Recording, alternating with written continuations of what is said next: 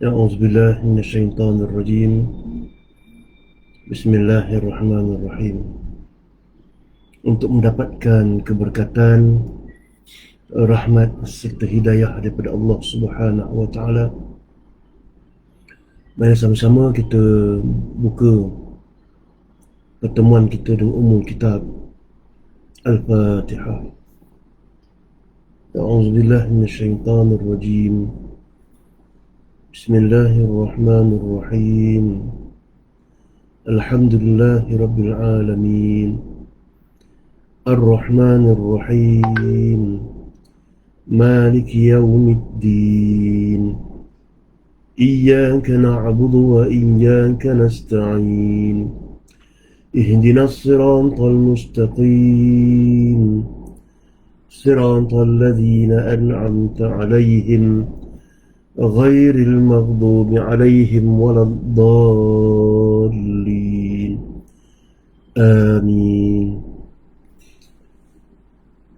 Assalamualaikum warahmatullahi taala wabarakatuh. Alhamdulillah, syukur pada Allah Subhanahu wa taala diberikan kesempatan dan takdir yang terbaik untuk sama-sama kita dipertemukan dalam siri-siri kuliah maghrib secara online di Masjid Kota Damansara. Alhamdulillah, kita bertemu di bulan Rejab, bulan yang menyaksikan peristiwa besar Isra' wal Mi'raj yang disambut zaman berzaman. Dalam peristiwa Isra' wal Mi'raj ini sebenarnya perkara yang besar yang Allah hendak berikan kepada kita umat Nabi Muhammad sallallahu alaihi wasallam ialah pensyariatan solat.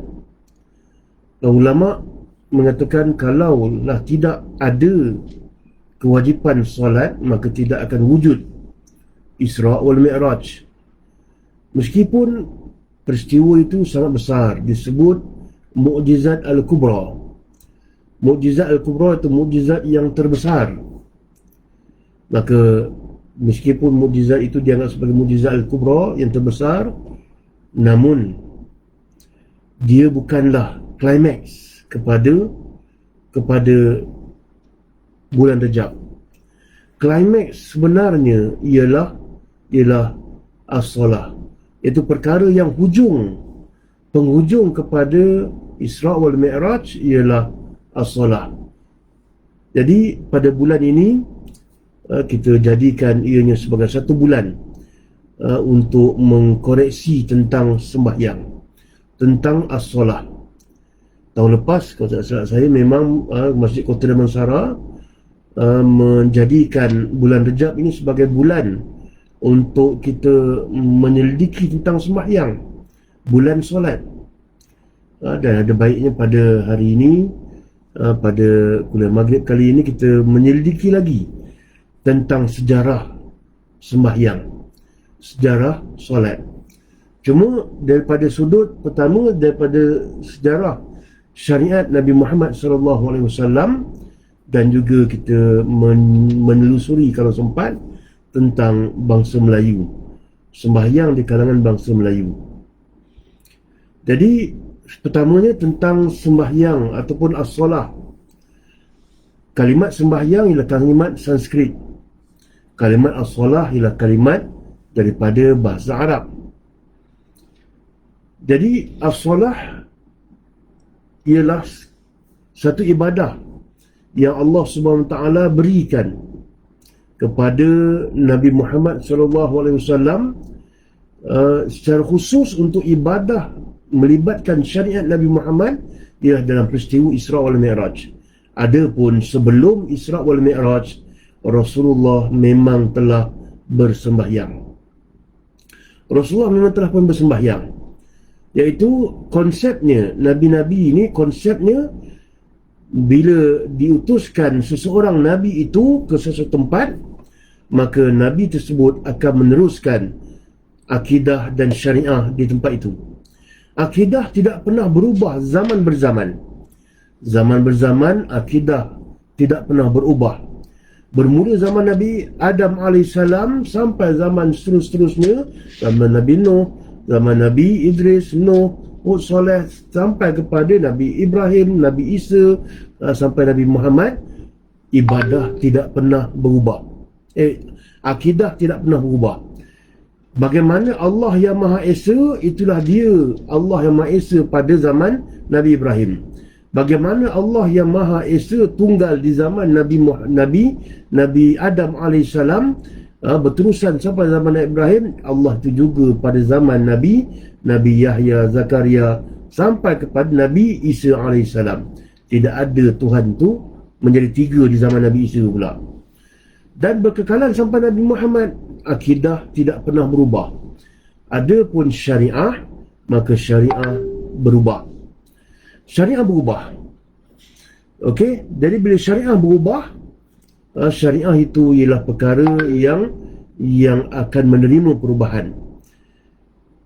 Jadi konsep yang kedua, ia di mana Nabi itu diturunkan, sekiranya tempat itu telah pun ada Nabi, maka Nabi yang baru itu akan meneruskan ibadah Nabi yang telah pun sedia ada di tempat itu.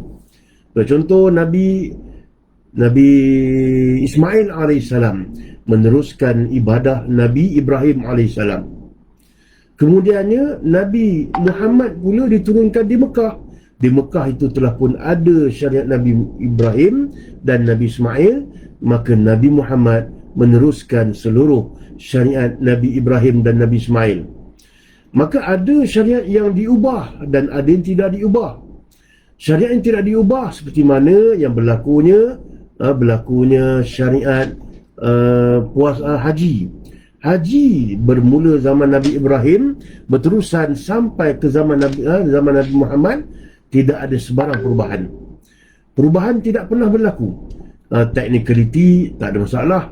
Tawaf begitu, bagaimana tawaf di zaman Nabi Ibrahim, itulah tawaf zaman Nabi Muhammad SAW. Cuma technicality-nya mungkin berubah.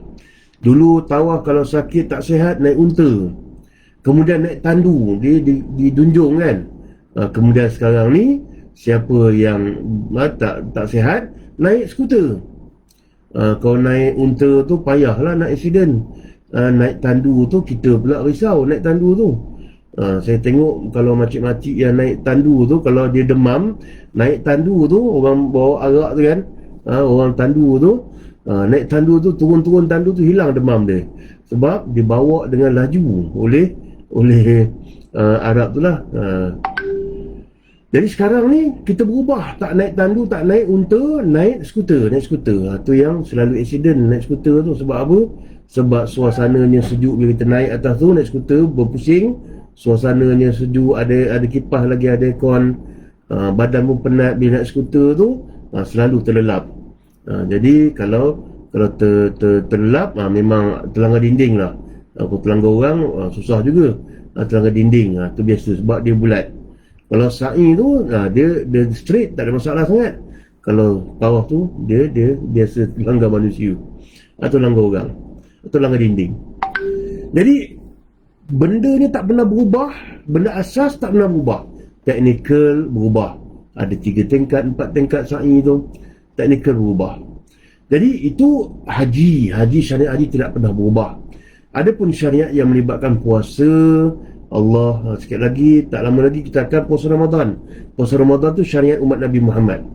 Syariat umat Nabi Muhammad, puasa Ramadan. Adapun Nabi Muhammad sebelum puasa Ramadan, yang disyariatkan pada tahun 2 Hijrah, 10 Sya'ban tahun 2 Hijrah, turunnya ayat kutiba alaikumus shiyam itu.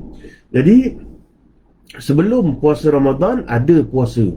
Sebelum 2 Hijrah berlaku puasa Ramadan kewajipannya, maka Rasulullah dan umat Islam telah berpuasa Ayyamul Bayad pada 13, 14, 15 pada bulan mengambang.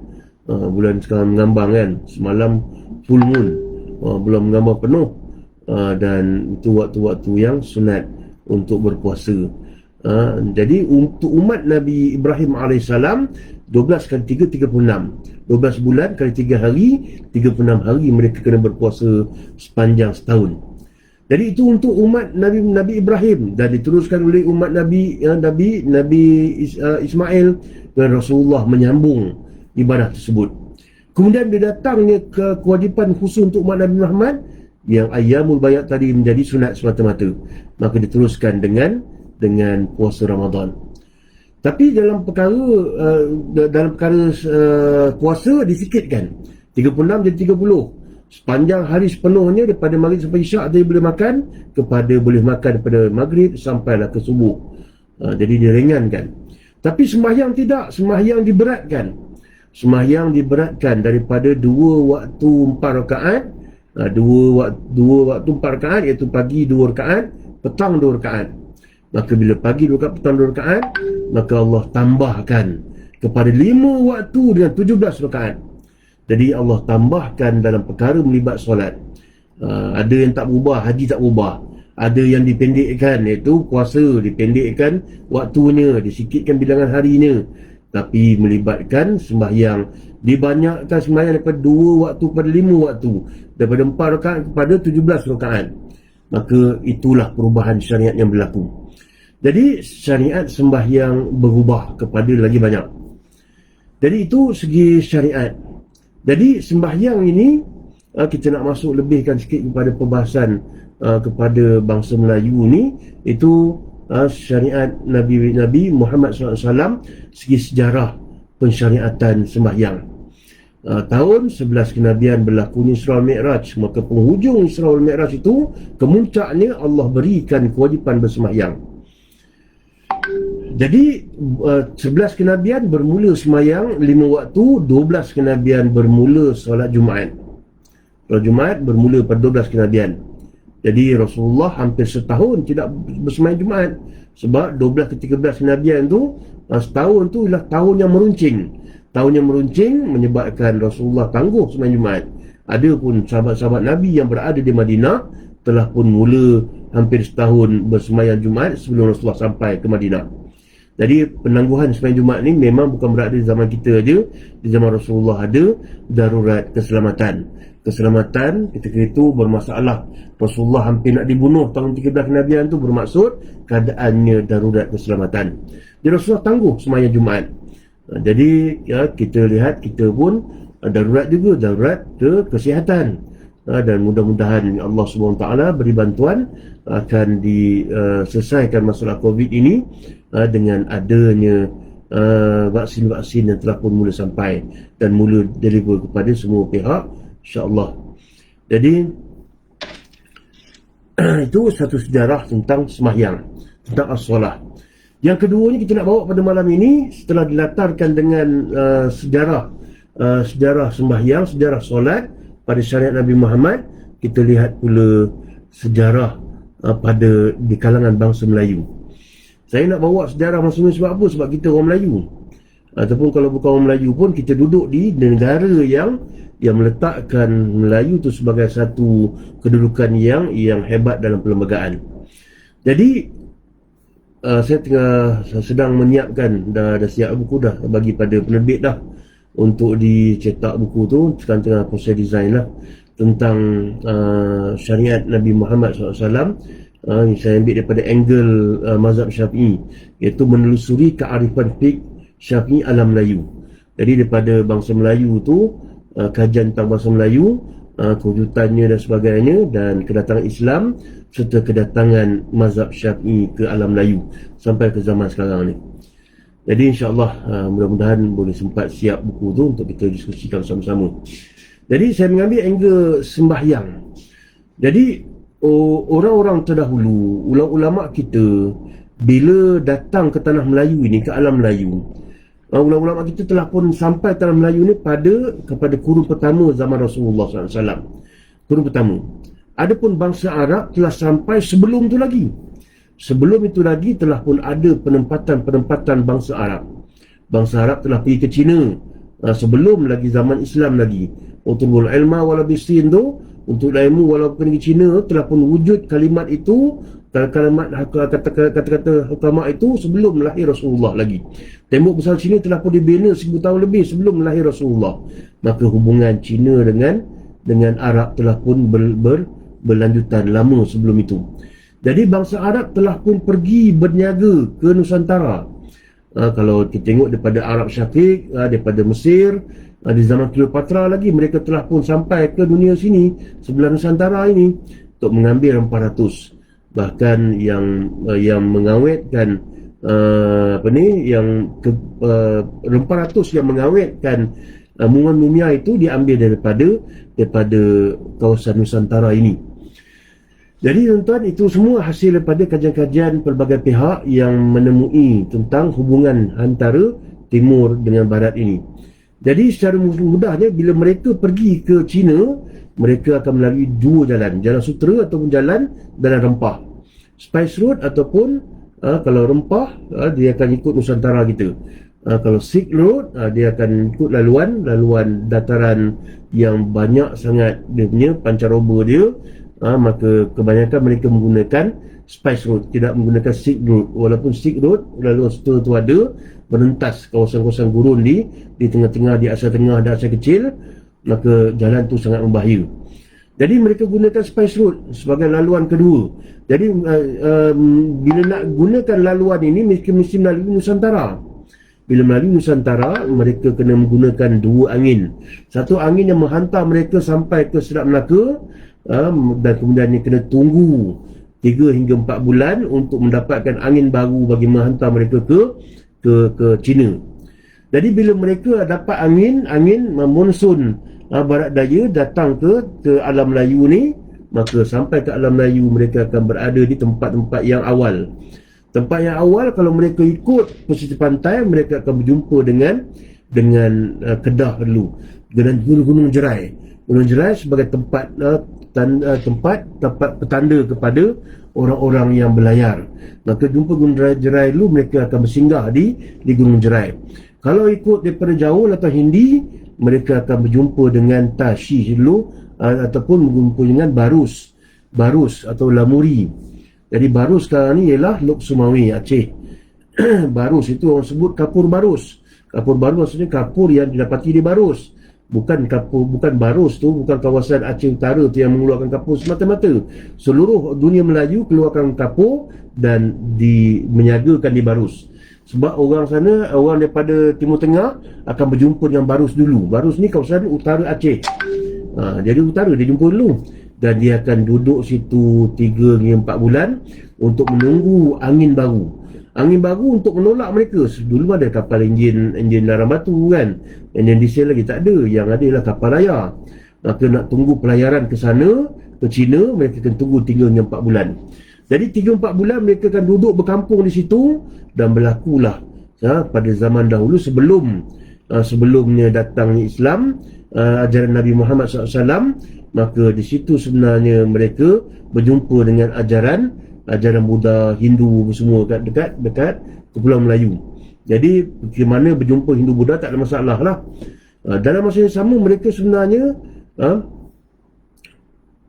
bila sampai situ mereka telah pun ada penempatan. Bila mereka datang dengan agama Islam, mereka datang dulu sebelum agama Islam, mereka datang dengan agama menyembah berhala ataupun agama Dinul Hanif yang telah pun rosak. Maka mereka datang tak ada masalah lah, sebab mereka jumpa dengan orang Melayu yang menyembah berhala apa semua. Jadi mereka pun tak ada bawa tentang misi-misi agama. Mereka tak ada sifat untuk berdakwah. Tapi bila mereka telah pun memeluk agama Islam, terutama pedagang-pedagang daripada sebelah Yaman. Jadi kebanyakan datang ke Yaman sebab orang Arab ni ada dua. Satu Arab yang dekat dengan laut, satu Arab yang dia di kawasan dataran. Dataran ini mereka berniaga. Itu yang disebut dalam Quran, li'ila fi Quraisyin ila fihim rihlatash syita'i was-saif. Orang-orang Quraisy tu mereka berniaga. Waktu musim syita mereka pergi ke selatan, waktu saif mereka pergi ke utara. Syita tu waktu musim sejuk dia pergi ke selatan, musim panas dia pergi ke utara. Jadi utara, selatan. Tapi orang Arab di selatan tu macam mana? Orang Arab di selatan tu mereka lah pelaut yang hebat. Mereka lah yang berdagang. Adapun Arab tengah-tengah, Hijaz, mereka tidak pergi ke laut. Mereka ialah bahtera padang pasir. Dia ada unta bahtera padang pasir. Tapi orang selatan dia ada kapal-kapal untuk berlayar pergi ke China. Dan tengah-tengah perjalanan ke China tu mereka singgah di Nusantara. Bila mereka ni Islam, maka mereka datang membawa agama. Jadi agama itu menjadi satu benda yang besar kepada para pedagang ni. Maka bila mereka datang berkampung 3-4 bulan di Barus, di Kedah, maka mereka datang membawa agama. Bawa agama tu sekali, maka bermulalah masuknya agama Islam. Jadi disitulah permulaan Islam masuk ke dunia Melayu. Tapi saya nak cerita tentang mana? Tentang bagaimana ulama-ulama kita bila bawa agama Islam tadi, mereka menggunakan satu sistem dakwah, kemudahan dakwah, memudahkan dakwah dari sudut bahasa. Kita nak ambil angle bahasa. Dari segi bahasa, mereka berdakwah, mereka gunakan bahasa-bahasa yang mudah. Mereka orang Arab, tapi mereka menggunakan bahasa yang mudah supaya dakwah tu cepat. Jadi mana-mana terma-terma agama yang memang dah ada pada orang Melayu yang sama asasnya dengan Islam, dikekalkan, dibiarkan. Tapi mana-mana terma-terma yang tidak ada pada bangsa Melayu, maka mereka gunakan terma Arabik. Sebagai contoh, orang Melayu tidak ada zakat, maka kalimat zakat sebagai asas dalam rukun Islam, az-zakah diguna pakai dalam bahasa Arab kepada orang Melayu. Orang Melayu pun sebut az-zakat, az-zakah. Jadi zakat tu tidak terjemah dalam bahasa Melayu. Diguna zakat sampai hari ini. Haji tidak ada pada bangsa Melayu. Maka haji itu diguna pakai kalimatnya sampai zaman hari ini. Jadi tidak diguna pakai bahasa Melayu. Nak terjemah apa haji? Lebay lah, haji lah. Tapi dalam perkara yang melibatkan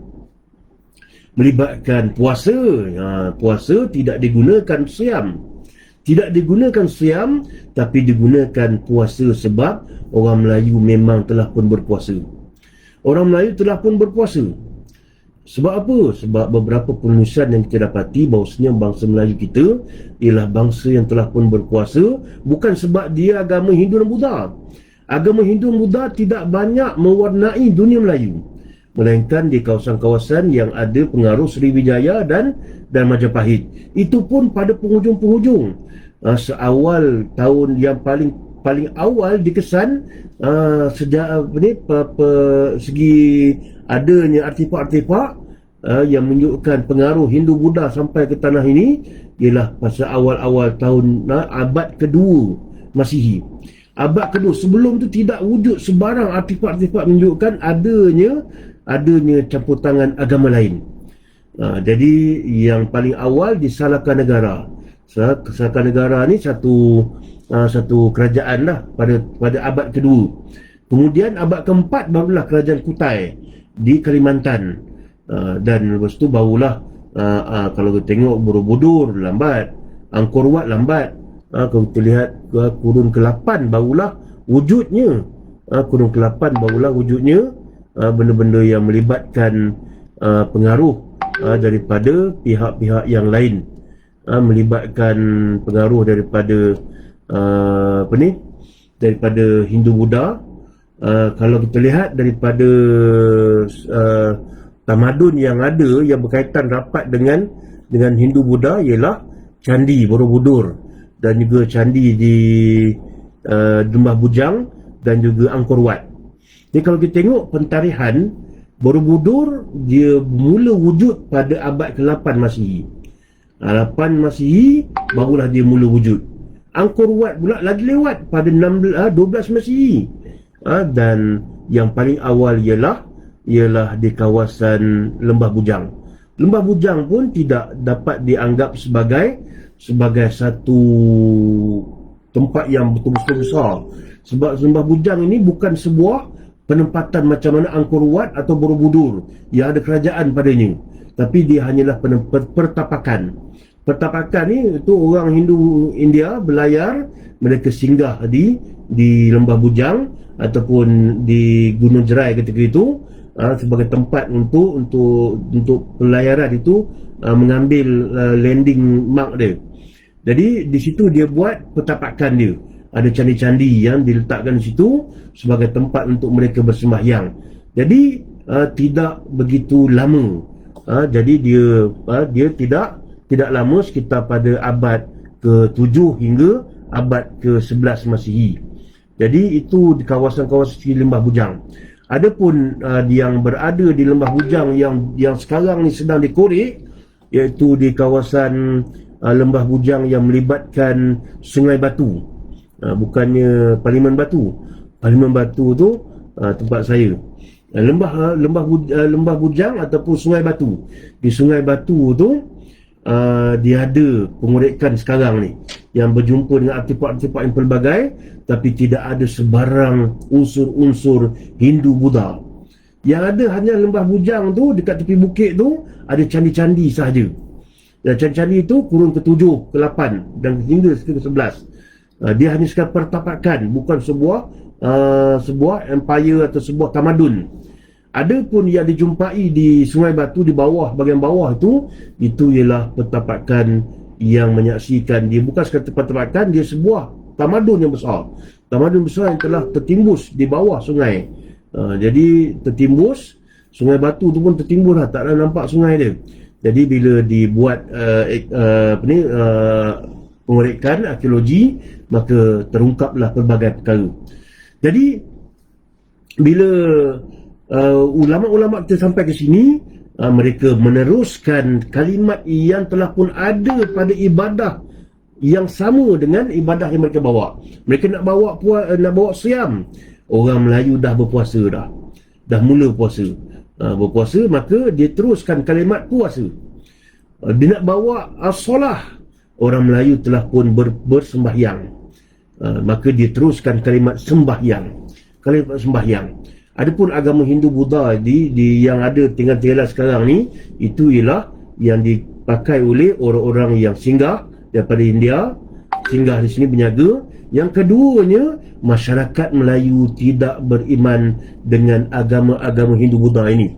Kebanyakan agama Hindu Buddha ini hanya dianuti oleh pihak-pihak kerajaan, pihak-pihak pemerintah ketika itu.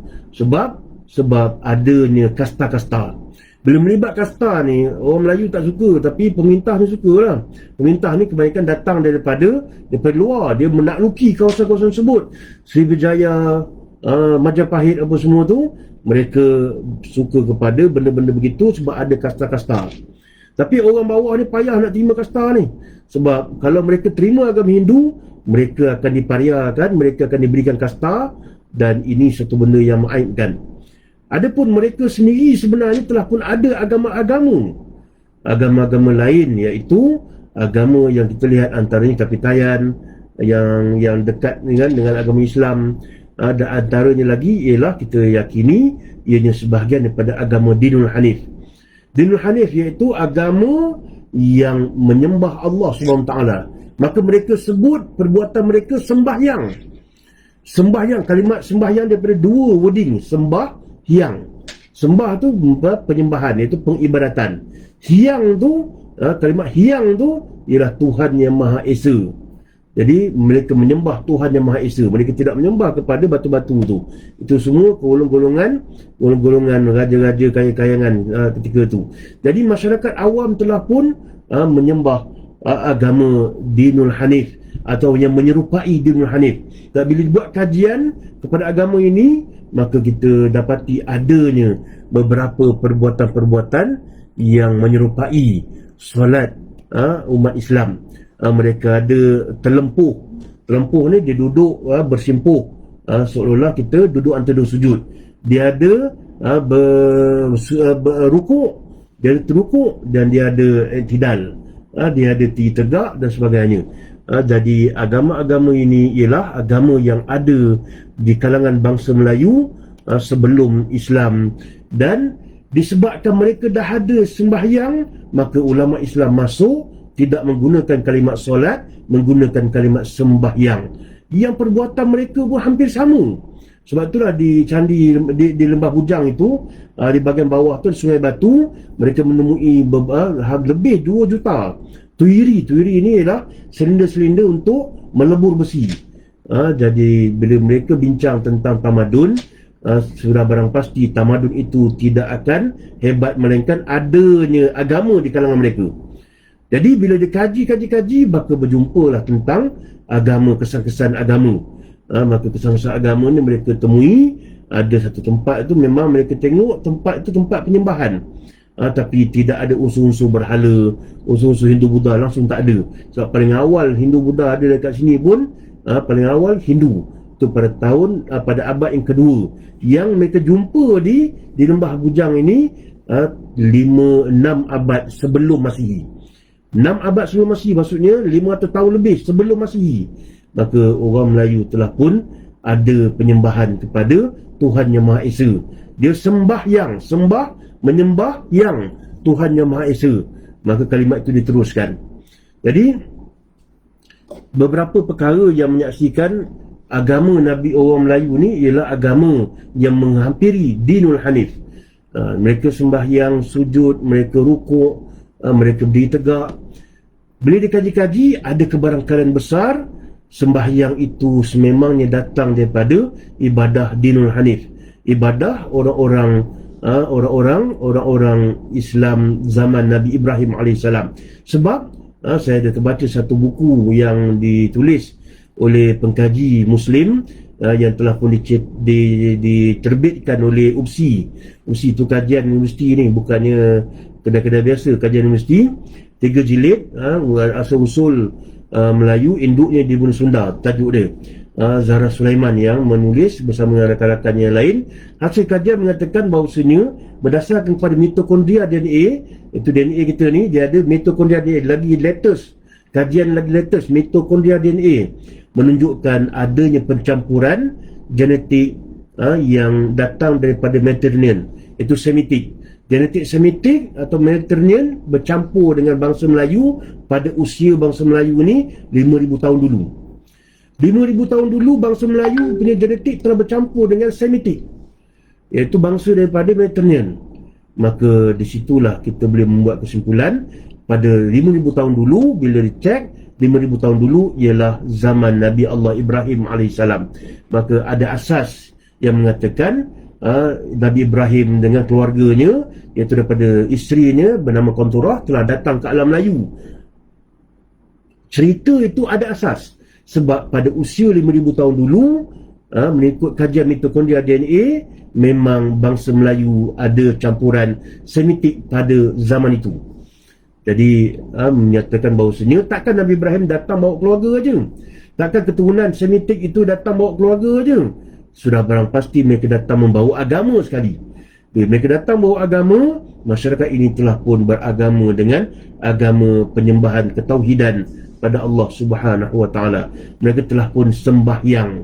Maka itulah keturunan kita yang telah mengenal Tuhan lebih awal lagi. Dan mereka datang, bila sampai di ulama-ulama, maka ulama kita diterima dengan baik. Dan kita lihat tentang sejarah negeri Kedah sebagai contoh sebelum kita tamatkan pertemuan pada malam ini.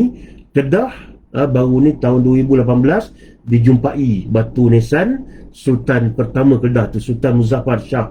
Sultan Muzaffar Shah, asal namanya Praung Mahawangsa.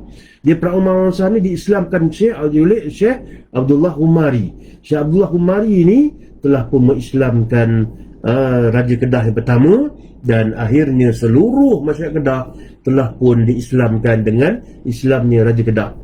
Bertukar menjadi daripada Praung Mahawangsa kepada Sultan Muzaffar Shah, yang baru ditemui kubur dia, dan sekarang diletakkan kuburnya di batu nisan tu di Yan Kedah. Tuan boleh pergi ke Pantai Merdeka, dekat Pantai Merdeka 10 km Pantai Merdeka ada kubur dia kat situ. Jadi sebelum itu 150-170 tahun sebelum itu, sebelum kedatangan Syekh Abdullah Humari mengislamkan Raja Kedah dan seluruh rakyat Kedah, umat Islam orang Kedah telah pun berjumpa dengan agama Islam, iaitu datangnya Syekh Abdul Qadir Husain Alam Shah yang telah dikebumikan mayatnya dekat Tanjung Inggeris. Tuan-tuan boleh pergi ke Tanjung Inggeris, dekat yang Lustar tu ada sebuah makam yang baru dijumpai, iaitu makam Syekh Abdul Qadir Husain Alam Shah yang tarikhnya 291 Masihi Hijrah, bersamaan 2921 Masihi. Jadi dah 1000 tahun lebih dah kubur tu ada di situ. Maka kita lihat ini dah menunjukkan bangsa Melayu telah pun ada agama dia telah pun dapat menerima Islam dengan mudah, maka dia dah jumpa Islam 100 tahun lebih, kemudian baru datang Syekh Umari mengislamkan raja, dan akhirnya seluruh umat Islam, seluruh Melayu di Kedah memeluk Islam. Itu juga berlaku di tempat lain, dan insya-Allah sekarang ini pertemuan kita pada malam ini, apa yang pasti yang kita kaji menunjukkan bahawasanya solat itu telah pun ada lama pada bangsa Melayu. Bila datangnya bangsa Arab menyebarkan Islam ke tanah ini, mereka dengan mudahnya menerima Islam sebab mereka dah ada asas-asas agama itu. Jadi insya-Allah kita temu lagi dalam pertemuan yang lain untuk mendalami lagi tentang bangsa kita. Terima kasih kepada semua pihak. Terima kasih pada pihak Masjid Kota Damansara dan mereka-mereka yang bersama-sama dengan live kita pada kali ini. Kita tangguh dulu ni tasbih kifaran suratul As. Subhanallah wa bihamdihi. Asal insan kullu silal ladzina amanu.